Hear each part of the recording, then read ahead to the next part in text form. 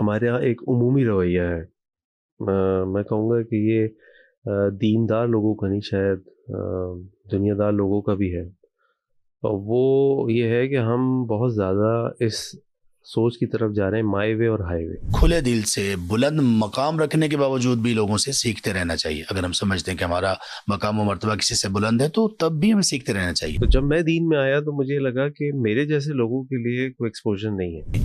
اس field کو target کرنے کی کوشش کی کہ جہاں پر بہت ہمارے کم طلاب العلم یا دعات پہنچ پاتے ہیں یا ان کی ایکسپوجر میں یہ چیزیں کم آتی ہیں. اور ان کے پروگرامز کو دیکھا تو مجھے ایسا لگا کہ واقعی یہ تو وہ بات کر رہے ہیں جو شاید میری ضرورت ہے، بالکل میری لائف سے متعلق بات۔ طلاب العلم جانتے ہیں کہ وہ علم کے رحلات اور سفر جو اہل علم کیا کرتے تھے اس کا کیا مقام و مرتبہ ہوتا تھا.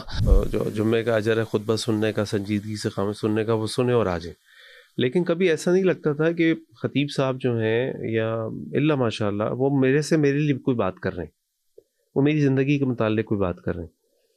تو یہ ایک بہت بڑی کمی محسوس ہوتی تھی جب میں دین میں آیا، جب اللہ تعالیٰ نے مجھے کچھ سوچنے سمجھنے کا موقع دیا۔